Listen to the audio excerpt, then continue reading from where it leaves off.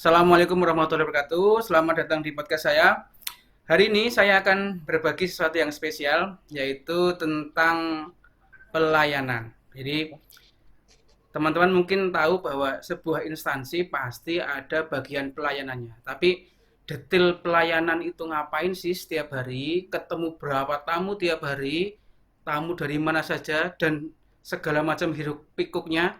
Hari ini saya sudah bersama tiga sahabat saya, kolega kantor yang bertugas di bagian pelayanan Badan Informasi Geospasial. Ada Mas Nino, ada Mbak Norvi, ada Mbak Mita. Selamat datang.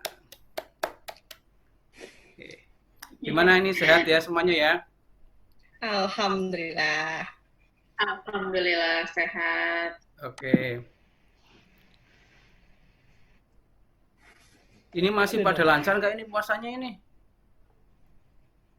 Aku lancar. Oh, lancar ya? Alhamdulillah. Bocor. Harus lancar. Ini berhitung tidak sudah hari keberapa kerja dari rumah ini? Jangan-jangan udah pada lupa juga ini? Udah lupa tanggal? Lupa Kayak 2 tanggal, bulan kali ya? lupa berapa.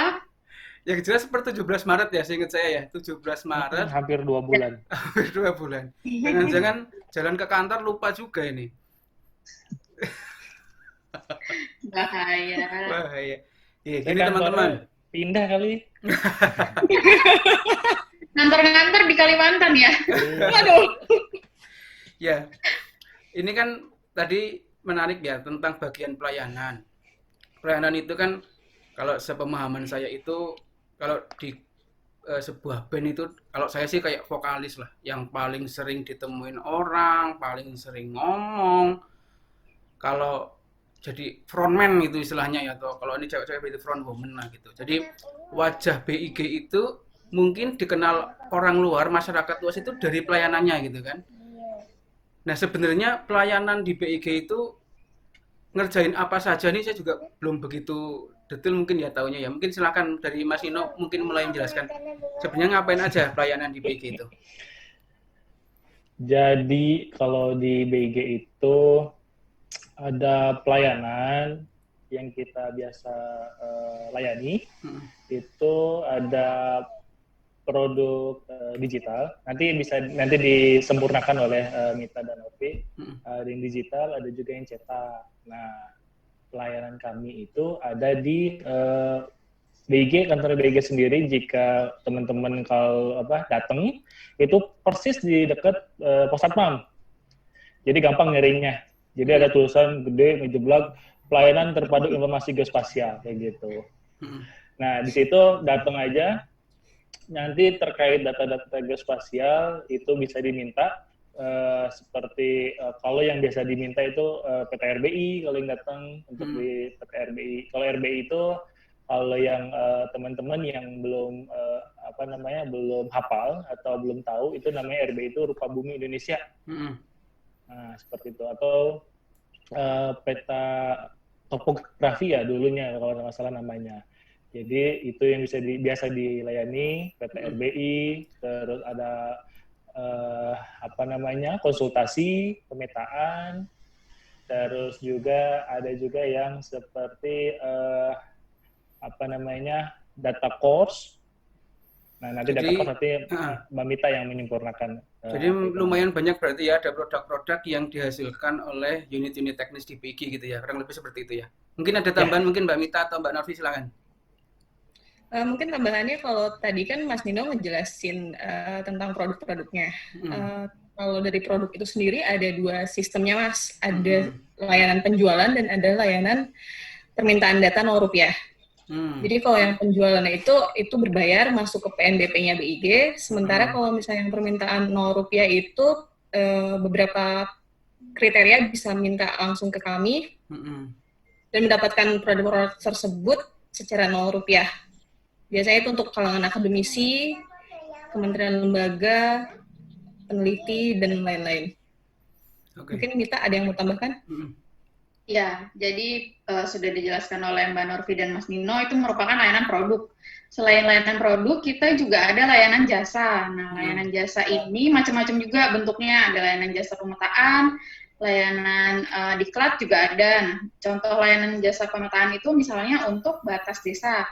Jadi bisa untuk pemetaan batas desa untuk lebih definitifnya, atau pemetaan rupa bumi dan toponim juga ada. Jadi macam-macam untuk pelayanan yang ada di BIG.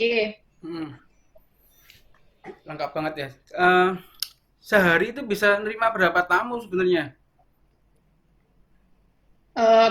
Lumayan fluktuatif sih Mas. Jadi kadang kalau lagi rame-rame, kadang kalau ada tamu gitu. Tergantung musim apa? Musim buah apa musim hujan atau musim? Kalau awal tahun kan di pemerintahan itu anggaran belum turun. Ya, kita semua sama paham lah. Jadi mulai pertengahan tahun itu mulai semuanya daerah-daerah pada datang untuk misalnya kerjasama, untuk melakukan kerjasama yang lainnya. Nah, kalau untuk permohonan data itu dari awal tahun itu sudah banyak. Oke. Kalau paling banyak itu bisa sampai berapa? Hitungannya kalau ada ini nggak report harian atau mingguan jumlah tamu berapa kayak gitu? Ada, kalau kita di pelayanan Kita itu biasanya paling bikin per bulan ya? Ya. Per bulan bisa sampai berapa Mbak Novi? Tergantung Mas. Kalau permohonan data, misalnya permohonan data itu bisa sebulan itu bisa 30. Tapi kalau tamu yang datang itu ya bisa 15 atau lebih juga. Kadang juga sekali datang itu misalnya dari daerah itu bisa sampai 20 orang. Kadang juga ada anak-anak mahasiswa misalnya mau beli peta, itu juga datang bisa berpuluh-puluh orang juga. Oh ya, kita juga menerima layanan kunjungan. Jadi kalau misalnya dia mau mengenal BIG lebih dekat, cara mendapatkan produk-produk BIG gimana, kita juga terima untuk layanan kunjungan. Saya tertarik ini dari pengunjung. Pengunjung kan tadi disebutin satu biasanya dari aparat pemerintah ya gitu ya, karena kebutuhan data. Biasanya datang di tengah tahun. Kemudian mahasiswa itu mungkin data buat riset, buat skripsi tesis kali ya. Yang kunjungan itu saya sering lihat ini anak SD kayak gitu ya. Iya, itu betul. Sebenarnya bisa ngapain sih kalau kunjungan-kunjungan seperti itu? Jadi produk-produk di BIG itu nggak cuma peta-peta yang rumit, peta-peta yang untuk pemerintahan, untuk yang peta-peta yang susah-susah. Jadi BIG juga mengeluarkan Atlas Junior contohnya. Itu bisa untuk media pembelajaran anak-anak juga gitu. Makanya anak-anak juga diperkenalkan peta sejak dini, jadi mereka juga bisa mengenal wilayahnya, minimal dari wilayah mereka tempat tinggal mereka. Jadi mereka bisa tahu saya tuh ada di mana sih tinggalnya melalui peta itu. Jadi sudah dikenalkan secara dini, mulai dari SD. Oh gitu. Kalau ada nggak customer dari luar negeri, bule yang datang misalnya nyari data, entah datang, entah berkirim email atau apa? Mungkin Mas Nino mungkin bisa jawab. Nah ini biasanya saya yang selalu kelimpahan kalau ada orang bule datang. Oh gitu. Berarti Mas Nino tuh, Mita tuh pasti itu kalau ada orang bule di depan gitu udah. Gimana? Orang bule tuh nyari apa Mas Nino biasanya? Kalau biasanya RBI sih banyak yang beli. Sisanya tamu Pak Kepala itu aja sih mau kerjasama seperti itu. Kalau untuk beli biasanya alhamdulillahnya seringnya ditemenin sama yang ngerti bahasa Indonesianya. Jadi dia datang tidak sendiri gitu. Tapi ada satu yang dia sudah fasih bahasa Indonesia. Jadi kita pun mau pakai bahasa Inggris pun dia ternyata pakai bahasa Indonesia, ya udah kita jadi pakai bahasa Indonesia. Gitu ya. Jadi sebenarnya memang ternyata bagian pelayanan ini banyak banget tugasnya dan tamunya juga banyak gitu ya. Kalau stafnya itu ada berapa di bagian pelayanan total? Totalnya kalau di gedung I sendiri itu ada 22 orang. 22 ya? Sementara kan di Balai Layanan sendiri itu kan ada kegiatan PNBP juga ya Mas ya, yang mengerjakan layanan jasa pemetaan. Itu ada staf sendiri itu ada 15 orang.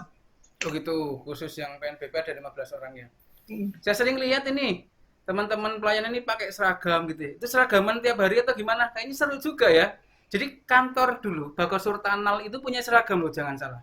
Kita pakai seragam dari hari Senin sampai Kamis, Jumat baru pakai batik. Kalau sekarang kan bebas. Ini malah kayaknya pelayanan sendirian yang pakai seragam ini. Seragamnya hari apa aja? Senin sama Rabu. Senin sama Rabu ya. Batik kali ini ya, kayak pernah lihat ya. Ya, Senin pakai baju putih, Rabu pakai batik pelayanan istilahnya.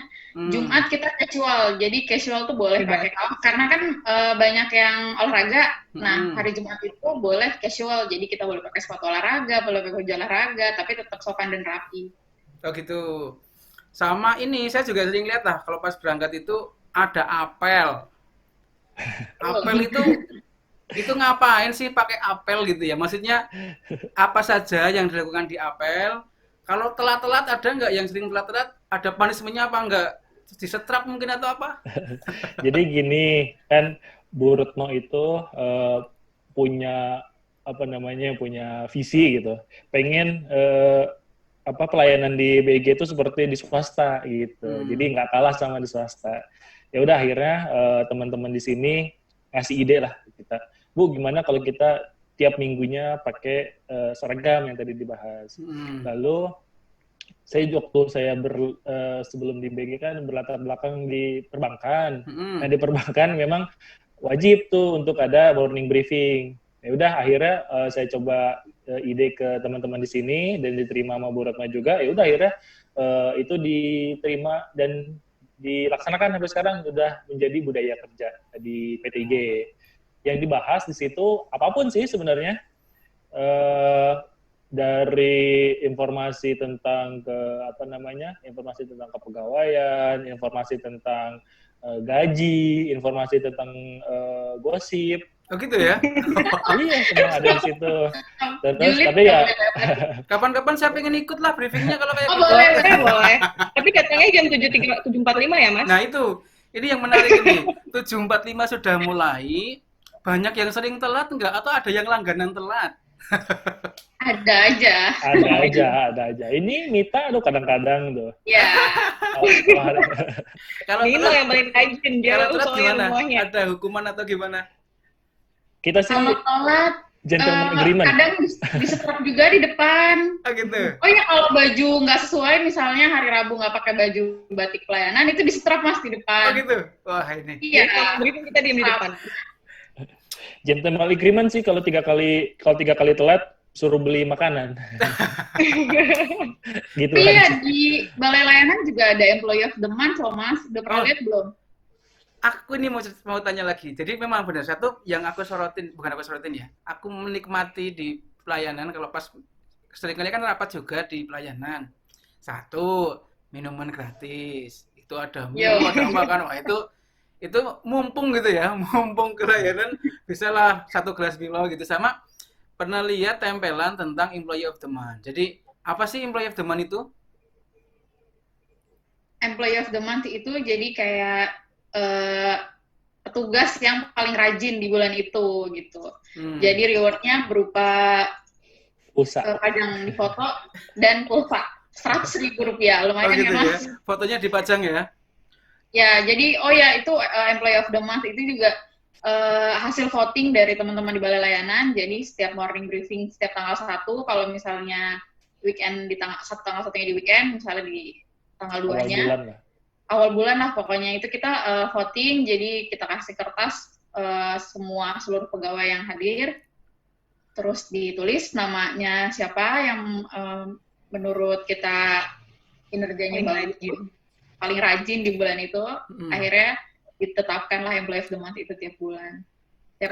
Menarik nih. Ketika saya bisa menelurkan kerja saya, artinya saya tahu apa-apa yang harus dilakukan, apa-apa output yang harus diperoleh, mungkin outcome-nya apa gitu ya. Bagaimana sih sebenarnya pembagian kerja di Balai Layanan? Mungkin Mbak Norvi bisa menjelaskan. Kalau dari 22 orang tadi, apakah ada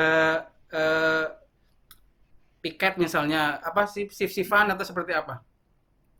Kalau pembagian kerjanya itu sesuai sama alur SOP-nya biasanya, Mas. Oh, ada kayak SOP-nya misalnya ya?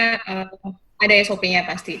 Kayak misalnya ada orang beli produk itu kan ada yang melayani depan, menerima dulu. Itu berarti ada yang bertugas sebagai resepsionis.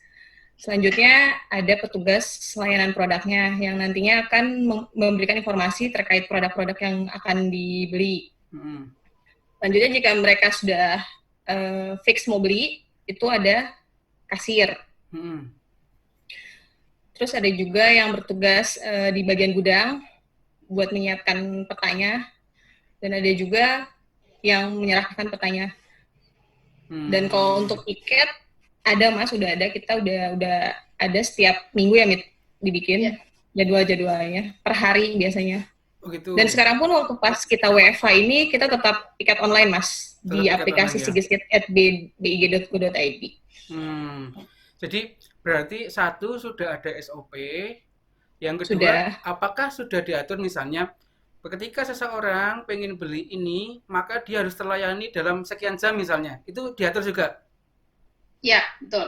Setiap bulannya ada rekap juga, karena kita kan juga sudah ISO 9001, Mas. Oh gitu? Apa itu ISO 9001 itu? ISO 9001 itu untuk menjamin mutu. Jadi mulai dari produknya, mulai dari waktu layanannya, mulai dari tarifnya, itu semuanya sudah kita jamin sesuai dengan ISO 9001. Makanya saya sering lihat surat-suratnya pelayanan bawah kanan ada ISO gitu ya? Ada ISO dan kan atau apa ya kalau saya nggak salah ya? Betul. Oke, mantap. Oke, kita kembali lagi ke layanan ini.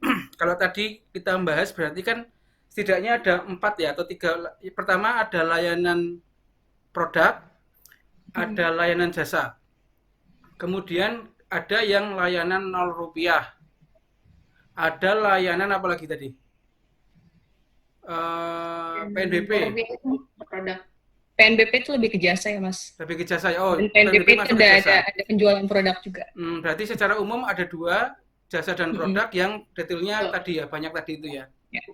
Nah, oke, menarik sekali ini. Ini masing-masing sudah bertugas berapa lama nih di layanan? Kalau saya sendiri di balai layanan dari pas masuk. Pas masuk cuma dari 2015 Mas. Oh gitu, udah lama juga. Cuma untuk benar-benar di layanan di depannya itu baru tahun ini. Baru tahun ini. Sebelumnya pernah pas 2015-2016, tapi waktu itu cuma nge-handle email dan penjualan produk. Kalau sekarang full. Kalau Mbak Mita gimana? Saya di layanan mulai di Gedung I mulai dari 2017. Oh, udah. Mulai hitungannya dedengkot atau belum ini? Dedengkotnya pelayanan berarti ini. Udah kapan dia Mas? Jago ya. Kalau Nina dari kapan, no? Kalau aku tuh kan saat mingkal aku sebenarnya beda dengan yang ini di pelayanan. Cuman memang dalam SKP aku, sasaran kinerja pegawai aku, ada namanya terkait PPID. Nah, PPID pun itu termasuk pelayanan. Nah, jadi saya bantu-bantu di situ dari 2018. 2018 ya. Oh, ini berarti yang paling muda Norvi nih, masih awal-awal. Karena terkait ini aja sih, terkait Pranata Humas untuk pemenuhan kinerja Pranata Humas. Jadi ikut gabung di situ. Jadi walaupun Pranata Humas tetap bisa ditugaskan di pelayanan seperti itu ya. Ya. Yeah. Tadi berbicara tentang pengguna nih. Saya tidak bisa membayangin ya, atau gini. Kita kalau pelayanan itu kan bertemu orang banyak. Dari ujung timur sampai ujung barat lah. Yang kita paham mungkin gaya bicaranya beda, nada bicaranya beda, dan segala macam itu. Tentu ada tips-tips dan kiat-kiat menghadapi customer gitu. Misalnya lah kalau yang datang bapak-bapak dari Papua gitu ya, yang mungkin ngomongnya keras-keras gitu misalnya, badannya gede-gede gitu ya, apa takut apa enggak kayak misalnya seperti itu. Atau mungkin yang dari mana lah seperti. Ada nggak tips-tips atau kiat-kiat atau mungkin tiap-tiap orang punya strategi khusus gitu ya kalau menghadapi customer itu seperti apa? Mas Dino, silakan. Kalau saya nggak sabaran orangnya. Gitu ya. Jadi kalau udah ada yang mulai ngegas nih, silakan. Ada sih. Kalau malah justru orang timur itu baik-baik orang timur tuh lebih sopan. Yang bukan sopan sih, yang sedikit ngegas kalau bahasa sekarang itu malah dari Jakarta sih, tapi memang dia orang Mana Mit? Pak Bapak itu? Bapak itu siapa? Ayo. Apa yang mana Aduh, nanti sampai rasis, diapal jangan, ini ya? jangan. Ya itulah pokoknya adalah Heeh. ada dari Pulau Jawa juga sih kayaknya, nggak tahu Ah. juga sih. Ya memang kebanyakan yang kayak gitu tuh yang apa namanya, orang timur, maksudnya orang timur itu tidak seseram yang Tidak ini ya. yang dipikirkan. Tapi pada saat ada satu customer yang memang menjadi momok lah bagi teman-teman di sini yang jadi saya yang jadi pelimpahannya gitu. Oke.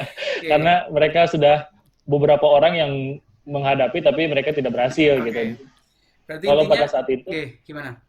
pada saat itu sih memang pada saat dia mulai, jadi kalau trik saya sih pada yang saya pakai dari pada saat saya jadi di perbankan, dia ngomong keras, saya pada saat itu suara saya samain intonasi saya samain, dia masih sama seperti itu, saya samain terus, nanti lama-lama dia turun juga. Kalau Lama-lama. turun ya sudah, baru jinak seperti itu. Menjinak. Oke. Kalau kita tidak berhasil itu dalam tidak berhasil mengendalikan emosi loh Mas, lebih tepatnya. Iya. Makanya saya paham lah, maksudnya kan kita menghadapi sehari bisa beberapa orang gitu ya, dengan banyak tipikal lah sebenarnya.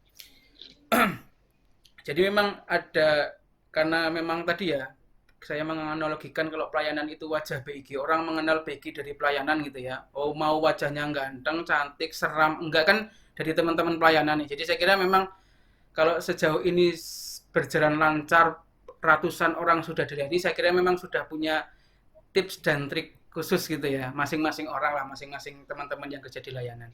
Kalau pengalaman yang paling most memorable lah, yang sulit dilupakan, ada nggak dari customer ini? Entah yang lucu, entah mungkin nggak nyambung, entah mungkin nanya apalah, mungkin segala macam. Dari Norvi silakan, mungkin ada pengalaman yang paling berkesan selama ini menangani customer. Mbak Norvi, kayaknya disconnect atau delay. Ke Mita dulu silakan mungkin. Mas Nino dulu yang Pak Bapak tadi. Loh, siapa tahu most memorable-nya Nino bukan itu loh. Nggak ada sih, nggak ada yang most memorable banget sih. Ya sebenarnya sih kalau kita kan istilahnya kalau di CS itu ya kita digaji buat dimarah-marahin sih. Ya, jadi sudah terbiasa. Jadi kalau ada yang marah-marah pun ya sudah ditone aja udah. Gitu. Tapi sih memang sampai saat ini belum ada yang most memorable banget. Ya, masih biasa aja. Masih biasa aja ya. Masih bolos-bolos semua ya, slow ya. Slow aja. Kalau Mita gimana? Mungkin ada yang paling berkesan? Kalau saya sih pernah, jadi ada, saya lupa guru dari mana, itu pernah datang, Mbak, saya mau beli peta untuk bahan ajar, gini segala macam. Terus saya bilang, Bu, kalau dari sekolah itu bisa gratis atau Rp0, Ibu tinggal buat surat yang ditandatangani oleh kepala sekolah, jadi bisa gratis. Ibu mau minta peta apapun, buku-buku apapun, akan kami berikan secara Rp0. Itu di situ ibunya, Mbak, saya kepala sekolahnya, boleh nggak Mbak tungguin saya buat suratnya, terus Mbak berikan peta-petanya, produk-produknya. Oh boleh Bu, kami tunggu dengan senang hati, saya gituin. Begitu, saya lihat muka ibunya tuh kayak yang berkaca-kaca mau nangis gitu. Maksudnya apa yang kita lakukan setiap hari yang menurut kita itu biasa aja itu bisa berarti banget buat orang lain gitu. Makanya saya juga bekerja di pelayanan itu merasa kayak wah kita bisa membantu orang-orang gitu, bisa sebagai jembatan untuk orang-orang memanfaatkan informasi geospasial ini gitu. Itu sih. Kalau Mbak Norvi ini sudah nyambung lagi nih ya. Ya. Putus nyambung ini. Ada nggak pengalaman paling memorable dengan customer Mbak Norvi? Sejauh ini sih belum ya Mas. Paling ya kalau tengah malam atau malam-malam suka ada yang nanya peta Japri, langsung sempat mikir sih, ini dapat nomor dari mana. Gitu ya. Tapi walaupun tanya malam-malam tetap dilayani dengan baik ya. Dilayani, tetap dilayani. Oke.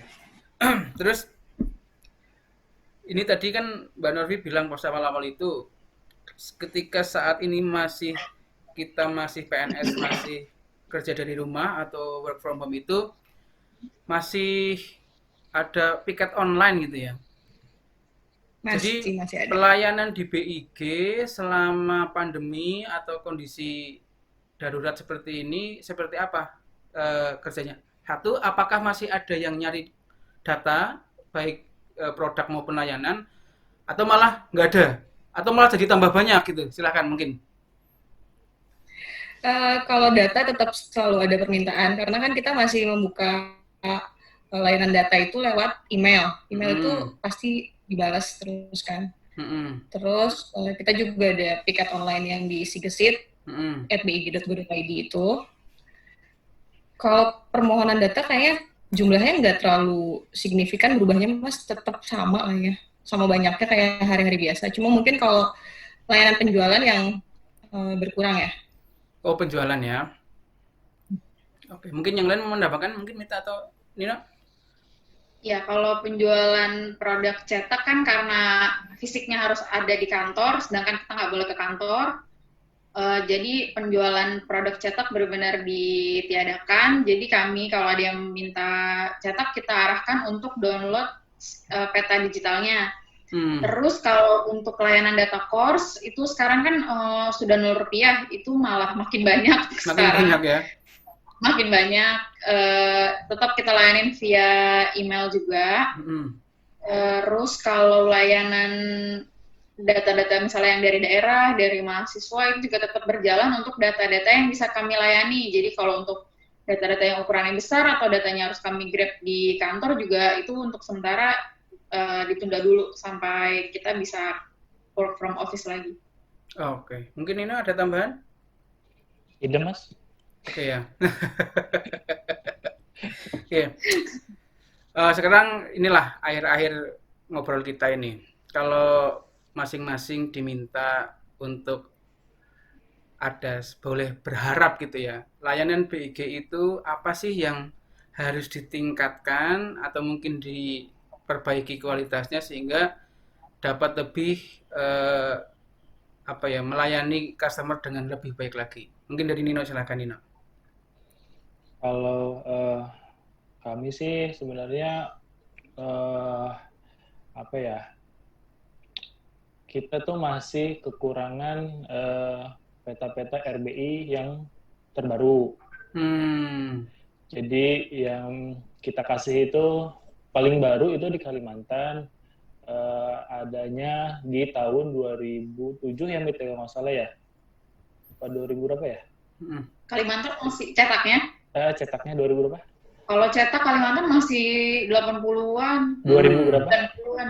Ada yang baru Pak. Masih lama. Itu tapi kadang orang nanya yang, Mas, yang tahun terbaru ada nggak? Seperti itu. Mungkin alangkah baiknya sih unit teknis terkait mungkin bekerja sama dengan kita, tahu sebenarnya ini loh kebutuhan user itu sebenarnya yang seperti ini gitu. Jadi terkait dengan data sebisa mungkin yang paling mutakhir sehingga dapat dimanfaatkan dengan lebih baik sama customer gitu ya. Betul, Oke, betul. kalau dari Nino Karena terkait memang dengan kalau memang tidak ada pun kita kan tidak bisa ngasih gitu kan, karena memang tidak ada datanya gitu. Oke. Itu kalau dari Nino. Dari Mita gimana? Apa yang mungkin harus ditingkatkan dari bagian pelayanan? Sama sih, kalau dari semoga kita bisa meningkatkan produk-produk kita lagi, lebih baik lagi. Terus kalau layanan kerjasama misalnya kita bisa melakukan kerjasama dengan baik lagi. Terus kalau untuk dari fasilitas layanan juga kita semaksimal mungkin melakukan peningkatan terus di tahunnya agar bagaimana membuat masyarakat lebih nyaman saat mendapatkan layanan di kantor. Oke. Mungkin Norvi mau nambahin terakhir? Hampir mirip sama Mita sama Mas Nino. Mungkin harapannya itu PTIG itu kan nggak mungkin bisa berjalan sendiri ya, Mas. Kita cuma ibarat penyaji lah. Sementara dapurnya itu kan dari unit-unit teknis. Makanya kami memohon banget dukungan dari unit-unit teknis. Oke, sip. Ini satu closing statement lah. Saya baru kepikiran ini. Kalau harus melengkapi satu kalimat ini gimana? Satu, saya bahagia kerja di bagian pelayanan karena. Dari Mbak Mita silahkan. Aduh, apa ya? Nah, bisa bertemu dengan teman-teman dari seluruh Indonesia. Jadi bisa kenal, istilahnya kita bisa kenal semua orang dari barat sampai timur. Gitu. Oke. Kalau dari Nino, saya bahagia kerja di pelayanan. Kenapa?